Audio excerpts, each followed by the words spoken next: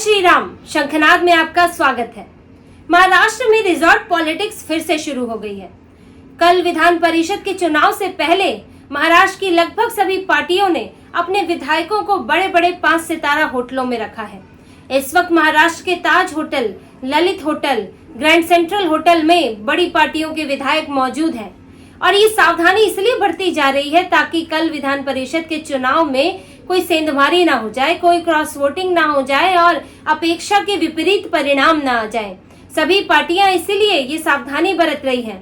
महाविकास आघाड़ी हो या महायुति हो, सभी में डर बना हुआ है कि कहीं हमारे ही विधायक हमें धोखा न दे दें और दूसरी पार्टी को वोट न दे दें। और ये डर क्यों बना हुआ है? क्योंकि कल विधान परिषद का चुनाव बड़ा ही दिलचस्प हो गया है। 11 सीटों के लिए 12 उम्मीदवार खड़े किए गए हैं और वो एक उम्मीदवार ने सबकी टेंशन बढ़ाई हुई है। खास तौर से शिवसेना उद्धव ठाकरे की टेंशन बढ़ी हुई है। महायुति गठबंधन ने अपने 9 उम्मीदवार उतारे हैं। ये एक अतिरिक्त उम्मीदवार महायुति का ही है। उनके पास जितनी सीटें हैं उसमें वो 8 उम्मीदवार आसानी से जिता सकते हैं, लेकिन एक उम्मीदवार उन्होंने अतिरिक्त उतारा है और महाविकास आघाड़ी के लिए चुनौती पैदा कर दी है। क्योंकि अगर विधायकों का आंकड़ा देखें तो महाविकास आघाड़ी के लिए एक वोट इधर से उधर होना भी मुश्किल बन सकता है, क्योंकि महायुति गठबंधन में बीजेपी के पास 103 विधायक है और उसने अपने 5 उम्मीदवार खड़े किए हैं और उनमें से 4 को वो आसानी से जिता सकती है। और क्योंकि उसके पास फिर भी विधायक बचेंगे तो बाकी विधायकों का उनसे मिलाकर, वो अपनी सहयोगी पार्टियों से मिलाकर अपने 5वें विधायक को भी जिता सकती है। इसके बाद एनसीपी अजीत पवार के पास 40 विधायक है और एकनाथ शिंदे की शिवसेना के पास भी 40 विधायक है। तो ये भी इन्होंने अपने 2-2 उम्मीदवार उतारे हैं। तो ये लोग आपसी गठजोड़ से आराम से अपने 8 उम्मीदवार जिता सकते हैं और जो नवा उम्मीदवार होगा उसके लिए सिर्फ 4 विधायकों की कमी पड़ेगी। 19 इनके पास है, लेकिन ये जो 4 की कमी होगी वो पूरी होगी महाविकास आघाड़ी से। और इसके लिए महायुति में ने जिम्मेदारी दी है देवेंद्र फडणवीस को। देवेंद्र फडणवीस ना सिर्फ अपने विधायकों को जोड़कर रख रहे हैं, बल्कि वो सेंधमारी में की भी कोशिश कर रहे हैं, क्योंकि वो एक ऐसे नेता है जिनकी सभी पार्टियों में लगभग अच्छी पहुंच है। और इसी वजह से परेशानी खड़ी हो गई है महाविकास आघाड़ी के लिए। महाविकास आघाड़ी के पास इस वक्त कुल मिलाकर 69 विधायक हैं। इस वक्त महाराष्ट्र विधानसभा में 274 की स्ट्रेंथ है। वैसे 288 सीटें होती है, पर अभी 274 की स्ट्रेंथ है।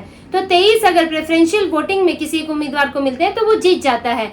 अगर महाविकास आघाड़ी को देखें तो 69 विधायकों में 23 करके वो 3 जिता सकते हैं, लेकिन अगर इसमें भी कमी पड़ गई तो उसमें तो उनका एक नहीं जीत पाएगा। इसी वजह से ये जो पूरा चुनाव है बड़ा ही दिलचस्प हो गया है, बड़ा ही अब ये रोचक है कि इसकी जो निष्ठा है, विधायकों की निष्ठा पर बात है कि वो किस पार्टी की तरफ निष्ठा रखते हैं और कहाँ क्रॉस वोटिंग करते हैं। ये तो देखने वाली बात बन गई है। लेकिन इसके साथ जो ये रिजॉर्ट पॉलिटिक्स शुरू हुई है, क्योंकि सभी को अपने विधायकों को सुरक्षित रखना है, अपने विधायकों को टूटने से बचाना है। लेकिन अगर हम महायुति को देखें तो वो अपने 8 आराम से जिता सकती है। इतने विधायक उसके पास है। 19 में से जो अतिरिक्त 19 है वो टूटेंगे तो कितने टूटेंगे? 19 में से 10 टूट सकते हैं, 12 टूट सकते हैं, फिर भी वो 8 आराम से जिता सकती है। जो उसने अपनी क्षमता से ज्यादा रखा है एक उम्मीदवार, वो चाहती है कि उसको भी जीते। वो अतिरिक्त उम्मीदवार जीतने के लिए अपने विधायकों को होटल में रख रही है ताकि वो एक अतिरिक्त विधायक में टूट ना पड़ जाए। तो महायुति की जो कोशिश है वो है अपना परफॉर्मेंस और बेहतर करने की, क्योंकि वो जितना जीत सकती है उससे ज्यादा लाने की कोशिश कर रही है। और अगर फिर भी अगर इस बात का डर नहीं है कि अगर टूट जाएंगे तो उनको बड़ा नुकसान होगा, बड़ा नुकसान नहीं होगा।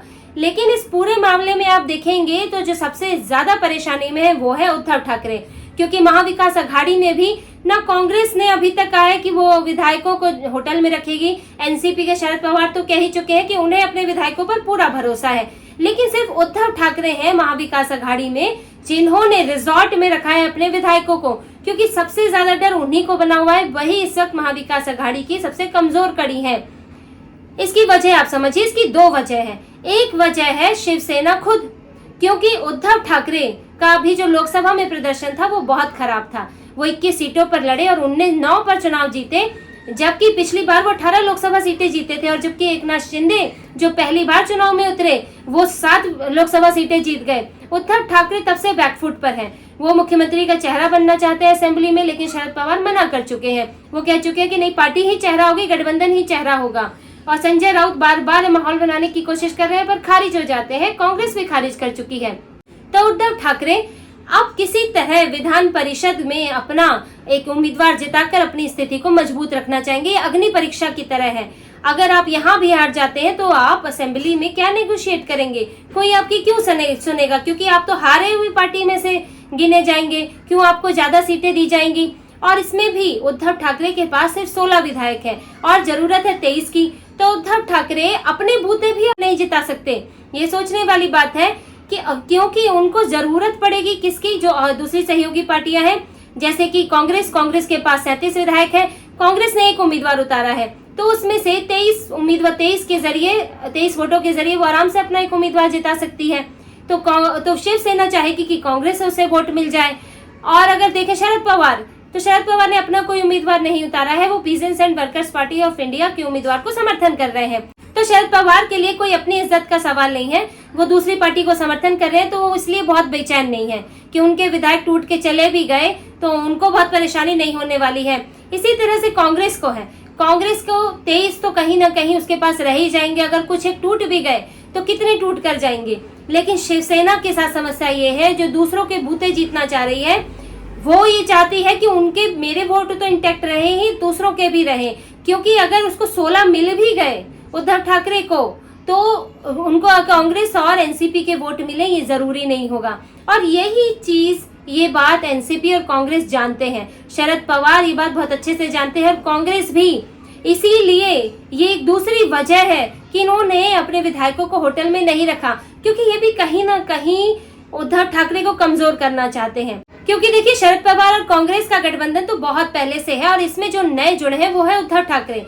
और इस वक्त जब पिछली बार के विधानसभा चुनाव में बीजेपी को किसी तरह से सत्ता में आने से रोकने के लिए उद्धव ठाकरे को मनाया गया, उनको प्यार दिखाया गया और उनकी हर एक मांग मानी गई, उन्हें मुख्यमंत्री बना दिया। लेकिन अब स्थितियां बहुत अलग हो गई हैं क्योंकि उद्धव ठाकरे अपनी पार्टी को एकजुट नहीं रख पाए तो ये उनके खिलाफ गया है। अब वो लोकसभा में अच्छा प्रदर्शन नहीं कर पाए। अभी वो विधान परिषद में अपना एक उम्मीदवार जिताने के लिए स्ट्रगल कर रहे हैं, संघर्ष कर रहे हैं। तो उद्धव ठाकरे बहुत ही कमजोर स्थिति में है और कांग्रेस ये कहीं ना कहीं चाहेगी कि ये स्थिति बनी रहे ताकि नेगोशिएट करने में विधानसभा से पहले आसानी हो। कांग्रेस के नेता क्यों चाहेंगे कि हमारी मदद से उद्धव ठाकरे का उम्मीदवार जीत जाए और उद्धव ठाकरे मजबूत हो जाए और असेंबली में उनके लिए मुसीबत बने। शरद पवार के नेता क्यों चाहेंगे कि उद्धव ठाकरे मजबूत हो? क्योंकि एनसीपी ने तो कह दिया है कि अब त्याग नहीं होगा। हमने विधानसभा में 54 सीटें हासिल की थी लेकिन हमारा मुख्यमंत्री नहीं बना। शरद पवार भी चाहते हैं कि उनकी बेटी सुप्रिया सुले कुछ बड़ा करके जाए, क्योंकि अब शरद पवार कब तक राजनीति संभालेंगे, उम्र दराज हो गए हैं, 80 पार हो गए हैं। तो वो अपनी बेटी के नाम एक बड़ी जीत रखना चाहते हैं। अपनी बेटी को हो सकता है मुख्यमंत्री बनाना चाहे ताकि उनके राजनीति में ना रहते हुए भी पार्टी टूटे नहीं, अजीत पवार की तरफ झुकाव ना हो। तो इसीलिए बहुत मुश्किल है कि एनसीपी वो भी चाहेगी कि किसी तरह उद्धव ठाकरे जीत जाए, उनका उम्मीदवार जीत जाए। 16 सिर्फ 16 विधायक होते हुए भी उन्होंने एक उम्मीदवार उतारा है, ये भी एक सोचने वाली बात है। जबकि एनसीपी ने अपना उम्मीदवार नहीं उतारा, कांग्रेस के पास तो है ज्यादा विधायक। तो ये महाविकास अघाड़ी के अंदर की जो राजनीति चल रही है ये बहुत देखने वाली है कि उद्धव ठाकरे अब स्ट्रगल कर रहे हैं। उद्धव ठाकरे की लड़ाई बीजेपी और एकनाथ शिंदे से नहीं है, अभी तो उद्धव ठाकरे की लड़ाई है एनसीपी और कांग्रेस से ही। वो वही जगह बनाने की कोशिश में जुटे हैं क्योंकि अब इन्होंने कह दिया है, एनसीपी और कांग्रेस ने, शरद पवार ने अपनी मीटिंग में ही कह दिया था कि अब वो ज्यादा सीटें, सम्मानजनक सीटें चाहेंगे। कांग्रेस ने भी कह दिया था कि हमें ज्यादा संख्या हम चाहेंगे, क्योंकि कांग्रेस ने तो काफी अच्छा प्रदर्शन किया है, उसका स्ट्राइक रेट अच्छा रहा है लोकसभा में। तो अब अगर विधानसभा चुनाव जब आते हैं तो सभी चाहेंगे कि उनको ज्यादा से ज्यादा सीटें मिले और विधानसभा में 288 सीटें हैं। अब पिछली बार जो कांग्रेस और शरद पवार वो 125 सीटों पर चुनाव लड़े थे और जो उद्धव ठाकरे है वो क्योंकि बीजेपी के साथ थे तो 124 सीटों पर चुनाव लड़े थे। अब बात ये है कि अगर आप ज्यादा सीटों पर चुनाव लड़ोगे तभी तो ज्यादा सीटें जीत पाओगे और तभी मुख्यमंत्री का दावा कर पाओगे। तो इतनी ही सीटों पर, पिछली सीटों पर तो वो चुनाव नहीं लड़ पाएंगे क्योंकि 288 ही कुल मिलाकर सीटें हैं, तो 125 और 124 कैसे बटेंगी? बहुत होगा तो 90-92, अगर बराबर बढ़ती है तो 90-92 सीटों पर लड़ोगे। अब जब आप 125 और 124 सीटों पर लड़कर 54, 56 और 44 सीटें ला पाए थे कांग्रेस की 44 और एनसीपी की 54 और उद्धव ठाकरे की 56 सीटें आई थी, तो अभी आप 90 सीटों पर लड़कर इतनी सीटें कैसे ले आओगे? तो ये जो पूरा संघर्ष है, टकराव है, महाविकास अघाड़ी में चल रहा है, कोई नहीं चाहता है गठबंधन में होते हुए भी कि दूसरी पार्टी मजबूत हो और वो कल को नेगोशिएशन में परेशान करे। ये महायुति के साथ ये समस्या नहीं है, क्योंकि बीजेपी बड़ी पार्टी है, आज भी बड़ी पार्टी बनी हुई है। तो और अजीत पवार का परफॉर्मेंस खराब ही रहा था लोकसभा में, तो ऐसे में बीजेपी के साथ स्ट्रगल कम है कि एकनाथ शिंदे अड़ जाएंगे, अजीत पवार अड़ जाएंगे, तो वो आसानी से अपनी सीटों का बंटवारा कर सकते हैं और किसी को नीचा दिखाने की फिलहाल जरूरत उनको नहीं है।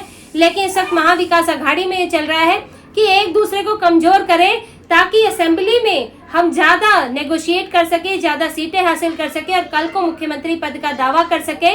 अब इसी वजह से अब जहां एकता नहीं है वह समस्या तो होगी ही, और कल होने वाले विधान परिषद चुनाव में भी अब देखना होगा कि क्या सभी विधायक अपनी अपनी पार्टी से ही निष्ठा दिखाते हैं या फिर क्रॉस वोटिंग होती है और कहीं सेंध लगती है। तो इसी तरह की और खबरें और विश्लेषण आपके लिए लाते रहेंगे। हमसे जुड़े रहिए, सब्सक्राइब कीजिए, कमेंट कीजिए। बहुत बहुत धन्यवाद। जय श्री राम।